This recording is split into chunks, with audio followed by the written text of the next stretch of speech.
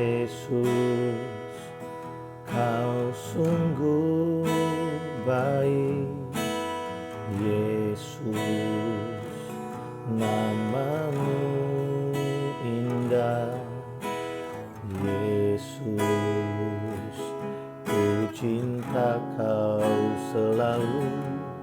Ku tinggikan, ku agungkan selamanya. Yesus, Kau sungguh baik. Yesus, namamu indah. Yesus, ku cinta Kau selalu. Ku tinggikan, ku agungkan selamanya.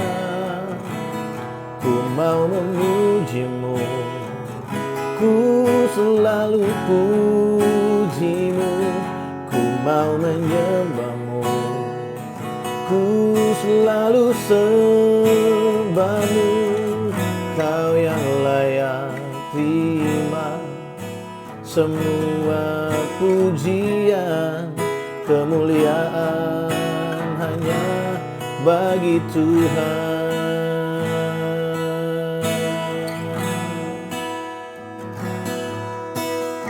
Yesus, Kau sungguh baik.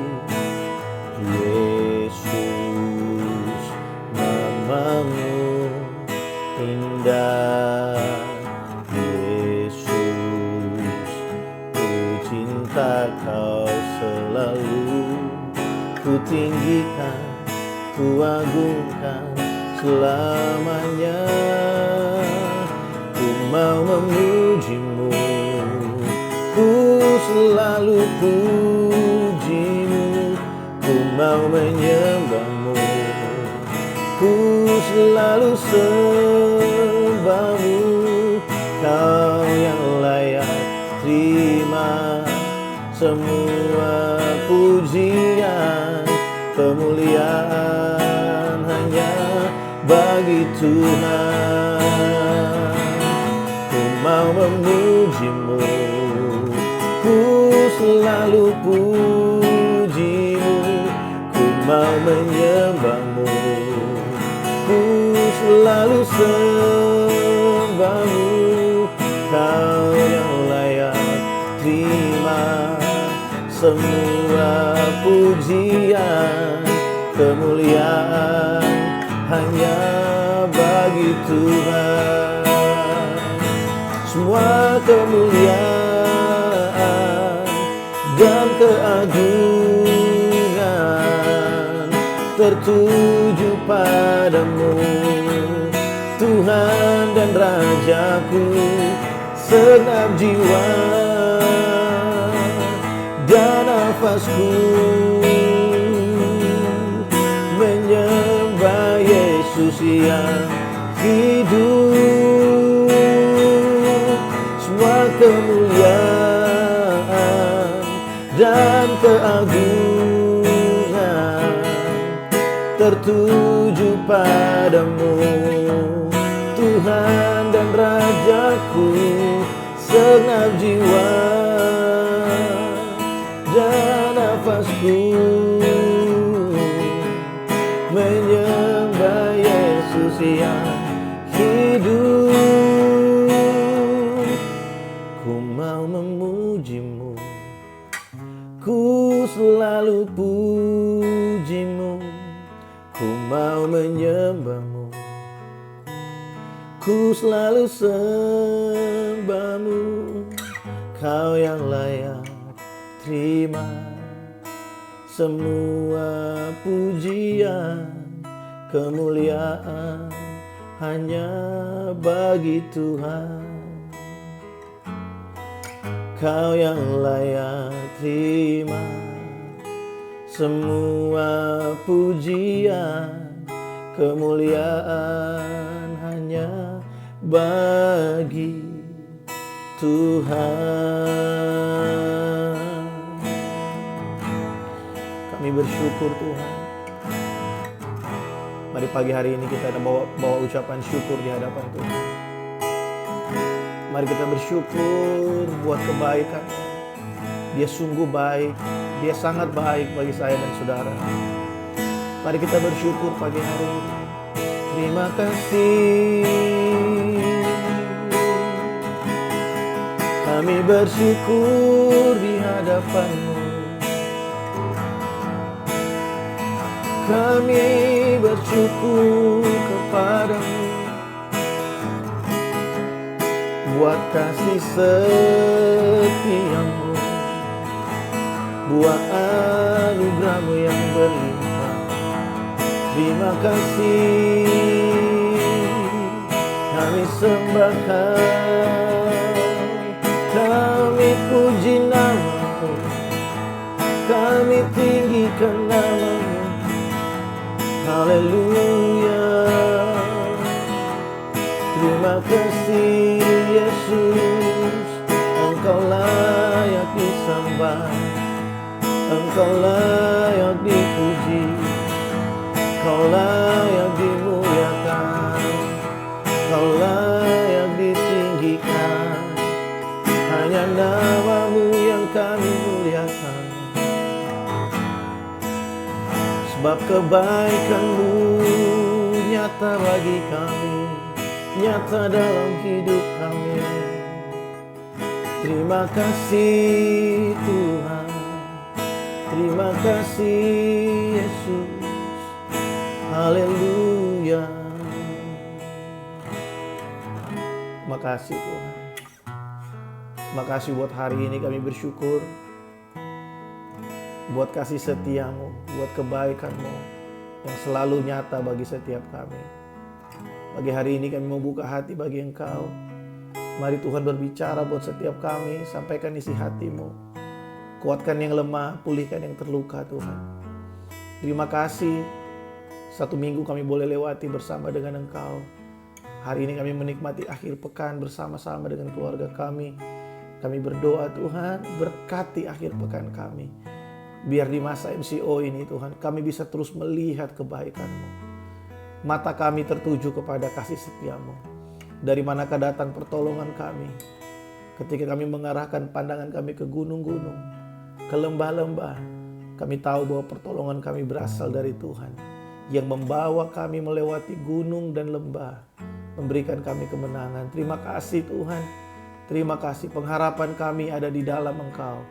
Pujilah nama-Mu, berbicaralah bagi setiap kami. Dalam nama Yesus kami berdoa. Amin. Haleluya.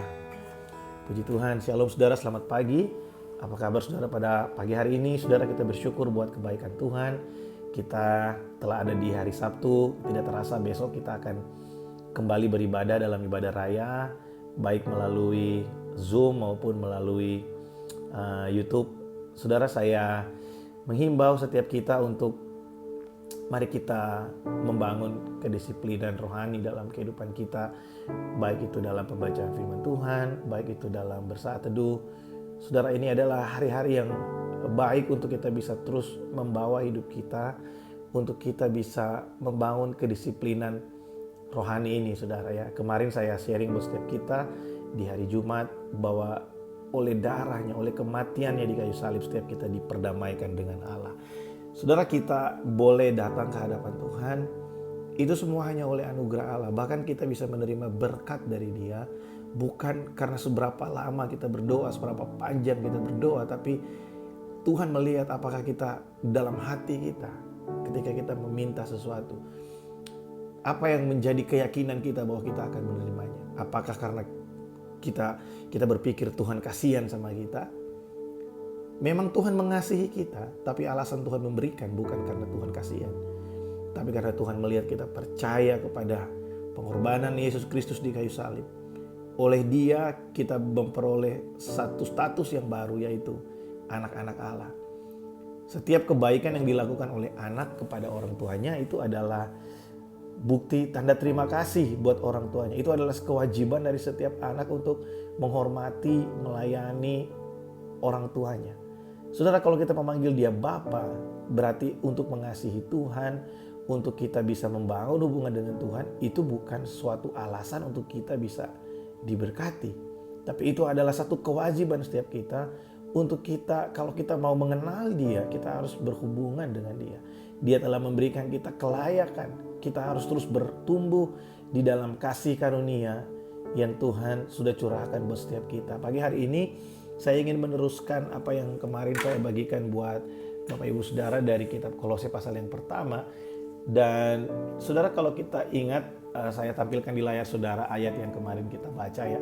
Di sana dikatakan, marilah kita tekun membangun iman kita dan jangan bergeser dari Injil yang telah diberitakan itu. Jangan bergeser dari Injil yang telah diberitakan. Injil adalah kabar baik, the gospel, tentang Yesus Kristus yang mati bagi setiap kita. Yesus Kristus yang telah disalibkan buat setiap kita, menjadi pendamaian buat setiap kita. Setiap kali kita melakukan segala sesuatu dalam kehidupan ini, baik pekerjaan, baik melayani, baik kita ada di keluarga maupun di tengah-tengah komunitas sosial kita, saudara, mari lihat salib Kristus sebagai satu-satunya alasan kenapa kita boleh ada di sana dan melakukan apa yang sedang kita lakukan. Kalau kita menjadikan hal-hal yang lain yang menjadi tujuan kita, maka kita akan kecewa karena kita berusaha dengan kemampuan kita sendiri. Tapi kalau kita melihat kita ada di situ karena ada salib Kristus yang membawa kita sampai ke sana, saudara, pengharapan kita di dalam Tuhan itu tidak pernah sia-sia, karena pengharapan kita bukan berdasarkan kinerja manusia, bukan berdasarkan kinerja kita. Kadang-kala yang membuat kita kecewa adalah kita berharap dan mempercayai bahwa karena kita melakukan ini dan itu, sehingga kita layak memperoleh segala sesuatu. Saudara, dalam kitab Yesaya ada ayat yang berkata begini, firman Tuhan berkata, sebab segala kebaikan manusia itu seperti kain kotor di depan mata Tuhan. Sehingga karena kebaikan manusia, saudara, selalu ada sesuatu yang mendorong, bukan berdasarkan sesuatu yang baik dari diri manusia. Kita bisa cek pada diri kita sendiri seberapa tahan kita ketika kita berbuat baik dan kemudian kebaikan kita tidak dihargai oleh orang lain. Mampukah kita bertahan? Paling tidak manusia mengharapkan respect dari orang yang menerima kebaikan yang diberikan olehnya. Nah, tapi Tuhan memberikan kepada kita dengan tidak pernah membangkit-bangkit. Dia memberikan kasih sayangnya, memberikan cintanya bagi kita bahkan ketika kita masih berdosa. Nah, saudara, kalau kita hari ini bisa hidup, kita bersyukur karena kita telah mengenal Injil. Kita telah mendengarkan berita Injil yang menyelamatkan, the gospel yang telah menyelamatkan kita. Waktu Injil diberitakan tentang Yesus Kristus, kita menerima dan kita percaya. Dan kita memperoleh keselamatan ketika kita mengaku dengan mulut dan percaya dalam hati. Sebelum kita mendengarkan Injil, hal yang paling penting, yang paling perlu buat kita dengarkan adalah kabar baik itu, adalah Injil. Karena ketika kita mendengarkan Injil, maka kita beroleh keselamatan. Tapi setelah kita mendengarkan Injil, saudara, ketika kita telah diselamatkan, hidup dalam anugerah Allah, maka yang perlu kita dengarkan adalah tentang pemuritan. Nah, menjadi murid ini beda dengan menjadi followers. Kita harus mengerti, menjadi murid beda dengan menjadi followers. Kalau saudara pakai Instagram, saudara ya, kalau kita follow seseorang, kita hanya bisa like apa yang mereka post. Tapi kalau kita menjadi murid, maka kita akan mempelajari, kita akan memberikan hidup kita untuk belajar dari orang yang kita anggap sebagai guru. Kita akan mencari segala sesuatu bagaimana caranya supaya kita bisa belajar dari beliau dan kita bisa punya hubungan dengan guru kita. Saudara, seorang guru itu akan sangat mengasihi murid-muridnya. Ya, seorang guru akan memberikan segala sesuatu untuk murid-muridnya. Yesus Kristus mau memuridkan setiap kita melalui Allah Roh Kudus yang diberikan buat setiap kita untuk mengajar kita supaya kita bisa disiplin dalam kerohanian kita. Nah, bulan ini kita belajar tentang nurture. Bagaimana setelah kita dilahirkan kembali, kita memiliki natur yang baru, yaitu natur kerajaan Allah. Ada hal penting yang perlu kita tahu, yaitu nurture, bagaimana kita dibesarkan, bagaimana kita mengasuh kerohanian dalam kehidupan kita. Saudara, bersyukur bahwa hari ini kita punya Alkitab yang bisa kita baca di mana-mana. Ada di smartphone kita, ya. Bukan hanya di buku, kita bisa baca kapan saja dan di mana saja. Saudara, penting sekali untuk kita bisa mengelola, membangun kehidupan kita dalam kedisiplinan rohani. Ada satu buku yang saya baca yang menjadi berkat buat saya dan ingin saya bagikan buat saudara. Setelah kita mendengarkan Injil dan diselamatkan, kita perlu mendengarkan kata pemuritan. Pemuritan itu berbicara tentang 3 hal, saudara. Ya, yang pertama adalah bagaimana kita belajar untuk disiplin, mengejar kekudusan, dan kita belajar untuk melayani. Saudara, pemuritan itu berbicara tentang 3 hal yang saya bagikan buat saudara pagi hari ini. Yang pertama mengenai kedisiplinan kerohanian kita. Kita harus belajar untuk disiplin rohani. Saya ulangi sekali lagi, kita disiplin bukan untuk mendapatkan sesuatu, tapi kita butuh untuk disiplin, saudara. Untuk bisa mengalahkan setiap kedagingan yang ada dalam hidup kita. Kita perlu untuk membawa diri kita untuk disiplin melakukan firman, disiplin merenungkan firman Allah, disiplin beribadah, disiplin kita berdoa, memuji, menyembah Tuhan. Itu harus dibangun dari diri kita. Ya, itu dibangun untuk kita bisa mendisiplinkan kehidupan kita. Petrus berkata, kuasailah dirimu dan jadilah tenang supaya kamu bisa berdoa. Nah, saudara, yang kedua berbicara tentang bagaimana kita bisa melayani, saudara. Ketika kita mengenai kekudusan. Nah, saudara, di dalam pemuritan kita harus mengerti, nanti saya akan jelaskan di video di saat teduh yang hari Senin dan hari Selasa. Saya akan memperdalam tentang ini. Yang kedua berbicara tentang kekudusan. Pemuritan bicara tentang kekudusan. Sudah tahu bahwa dalam kehidupan kita, ketika kita diselamatkan, kita mengalami yang namanya sanctification, ya. Kita dikuduskan, dan sanctification ini tidak terjadi satu kali, tapi ada yang namanya progressive sanctification. Kita akan mengalami, kita dikuduskan dari hari ke sehari. Nanti kita akan belajar sama-sama di hari Senin, dan kemudian hari Selasa kita akan belajar tentang bagaimana pemuritan mengajar kita tentang melayani Tuhan. Saya rindu sekali supaya bulan ini kita bisa sama-sama belajar bagaimana kehidupan kerohanian kita dibangun dengan kedisiplinan rohani, dibangun dengan menjadi dewasa rohani. Saudara, karena yang perlu untuk kita perhatikan di masa-masa ini adalah kita perlu untuk belajar dewasa dengan Tuhan. Belajar untuk dewasa rohani sehingga kehidupan kerohanian kita tidak diombang-ambingkan oleh keadaan. Keadaannya lagi bagus, kita bersyukur. Keadaannya mungkin tidak sesuai yang kita mau, kita mulai mempersalahkan Tuhan, kenapa ini begini, kenapa ini begitu. Atau bahkan kita mulai merasa Tuhan sengaja kita layak untuk sulit, kita layak untuk menderita.